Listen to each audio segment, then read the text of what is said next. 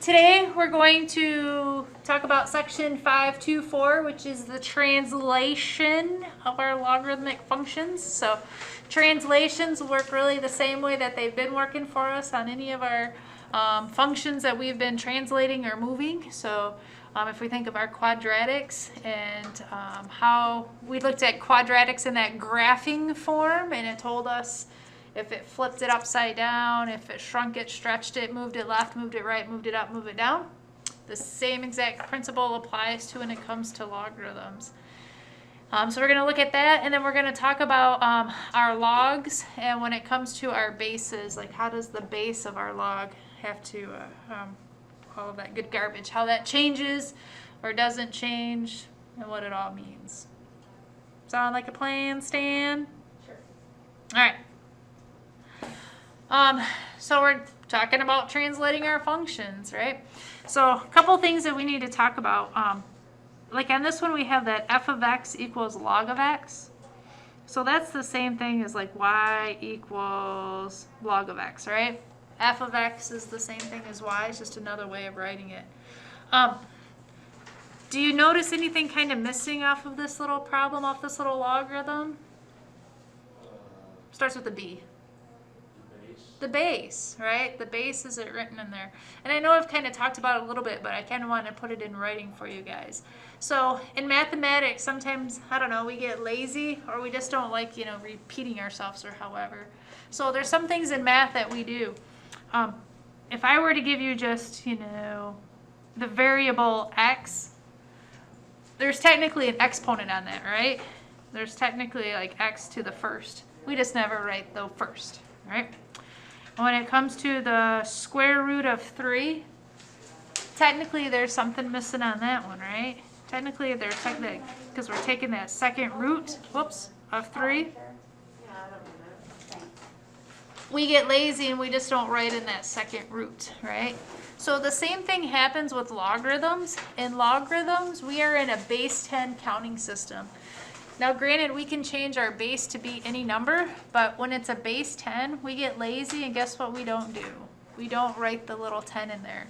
So this is the same thing as y equals log base 10 of x. So why is 10? Because it's the number system that we count in. We count in a base 10 system, right? 1, 2, 3, 4, 5, 6, 7, 8, 9, and then that next place value, we move over 1, right? So once we get to tens, we move over. So why don't you put it? Pardon me? Why would you not put it? Just because we're lazy, like sometimes in math. Same thing like when it comes to the square root, we don't put the 2 in there. Every time we write a variable, we don't put a 1 on the exponent, right? It's just kind of some things that we just ignore or we just don't do. Granted, you can put it in there, right? And anytime if you see a log written and there's not a base written in there, rewrite it with a 10 in there if it makes you warm and fuzzy inside. Because I'm all about making you guys warm and fuzzy, right? Oh. So a little star, although I can't make a star today. I'm just going to make a big old blob, right? So if the base is blank, right?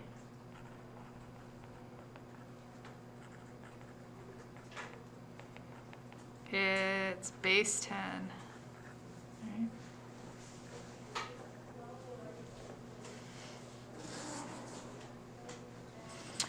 So today we want to sit there and look at, we're just going to look at logs in the base 10 system and kind of figure out how these babies work because we like base 10s, right? Because that's what we kind of count in. So they want us to use our little Desmos. And we need to fill out this table first, and then after we fill out this table, we can put this table into Desmos, and then we can kind of see what it all looks like, right? So they want us to complete this table for f of x equals log of x, right?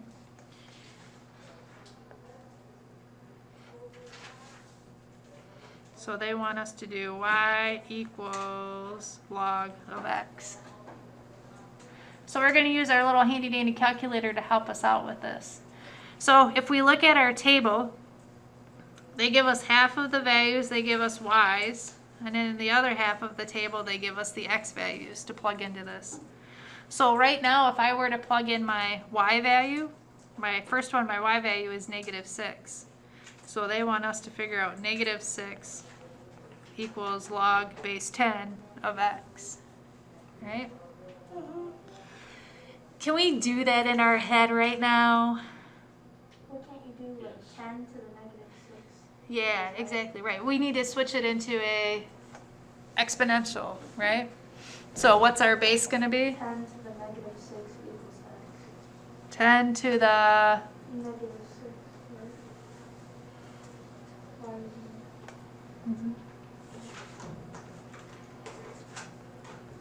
is equals x, right? Anybody know what 10 to the -6 is? like 1600? No. What's the -6 tell you? Multiplying 10 by itself. It's 1, right? Or no? Why would it be 1? Something like that. If you're multiplying 10, Do you remember a scientific notation? 6 times, it's like It's 100.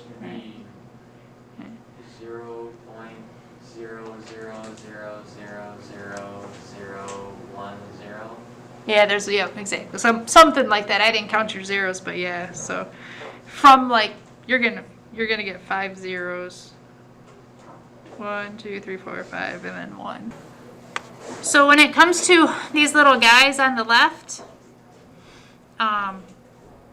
we can think of these as 10 raised to the x is going to give us our y, right? So I can use my little calculator, right?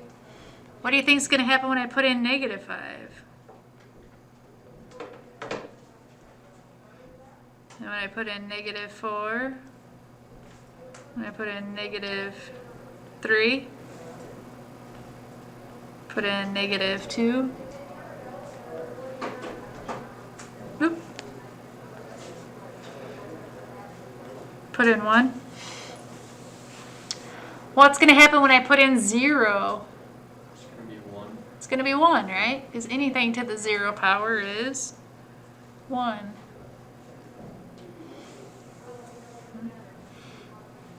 We good with those? Yeah. So now we got to look at those second half of the numbers. On the second half, they kind of changed it up a little bit on us. They actually want us to figure out or they give us the x, and we got to figure out the y. So we have, what, whoop.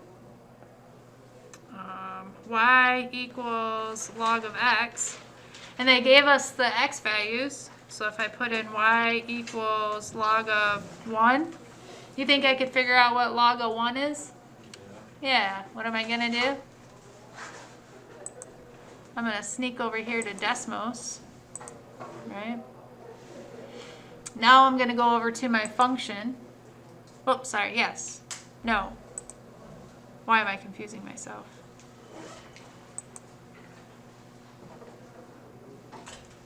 Yes, no. Squeeze over to function.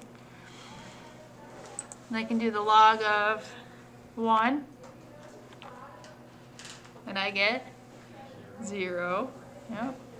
Then I can do log of 2. And I'm going to go with what? I'm going to go 0.301. Then we had log of 3, 0.477. Log of 4. Whoops.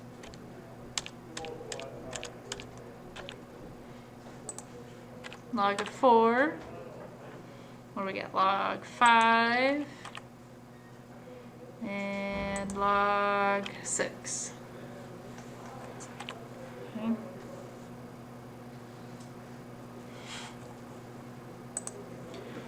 So we're going to go ahead and put that all in our table. Transpose all of those numbers, right? So then in Desmos, they gave us this table and they want us to plug in all of those values. Okay. So you guys can do this right along with me. 0.1, 2, 3, 4, 5. point 1, 2, 3, 4. And when I put these in and it goes to plot these, whoops, I'm on the wrong one. It's giving me points, right? And those are going to be points that are on the graph, right?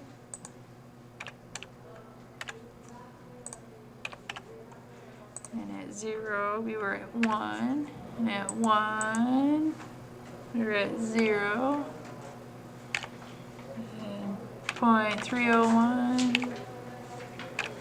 And do we start to notice what's happening with our graph? It's starting to go to the right.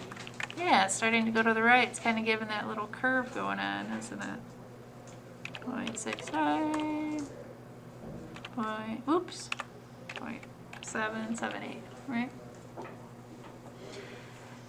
So when it comes to being able to graph, whoops, that f of x equals log of x, so that would be our log in base 10.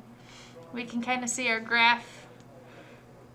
Is our log going to go over in the negatives? All right, no. So it's going to kind of run along that y-axis, almost like an asymptote, right? It's going to come up, and as it gets close to the x-axis, it's going to cross at, my x-intercept is at 1, and then it's going to continue going to the right, right? So I know we're big pushers of domains and ranges, right? So my domain is my x values, right? And if I look at my x values, they keep getting closer and closer and closer to, if I put in y of -7, I'm going to get 0.00000001, right? So it's getting really, really close to 0, but it's not going to touch 0, right? Yep. So when it comes to my domain, my x values, that smallest x value is 0. It can't equal 0, but it's going to get really close to 0. And then my x values are going to continue all the way to positive infinity, right? So your domain would be from 0 to positive infinity. What's range values stand for? The y values, right? So let's start going small. So if I look at my y values, do you think my y values are going to keep going down? Yep, so they're going to go towards negative infinity. All right, so let me kill that one. So the second thing they want us to talk about is how our functions, how we can move them, how we can translate them. So if we look at this little fancy log, right? If you think of when we did quadratics and we put things in graphing form, these are still going to have that same effect. Remember that I like it when I had the little here, in front of our quadratics, they told us two different things. If it was positive or negative, right? If it was negative, it flipped it over the x-axis. So the same thing's going to happen with logarithms. If our a is greater than 1, it stretches the graph. You're getting there faster in a shorter period of time, so it made it shrink or made it stretch, right? If it was a fraction between, or if it was between 0 and 1, it got there slower, so it spread our graph out, right? When it came to the part that was in the parentheses, remember how this would have been like squared on a quadratic? How did that affect our quadratic? The part that was with the x. Well, right, we had the quadratic, so it was a parabola, right? And that h that we put with the parabola, which was right next to the x, what did that do to our graph?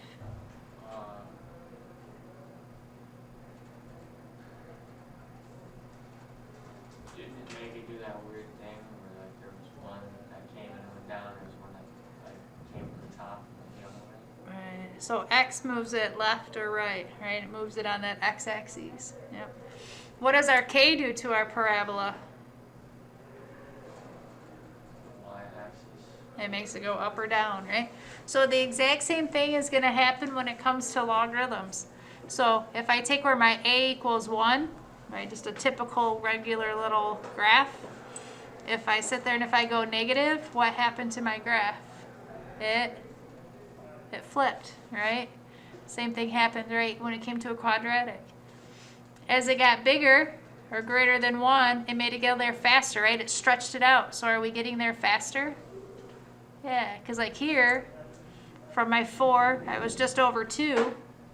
But if I increase it, right, to here, when I'm at 4, I'm at 4. So as my A gets bigger, it stretches it, or you get there faster. Right? If it's smaller than 1, between 1 and 0, it makes it go slower. Right?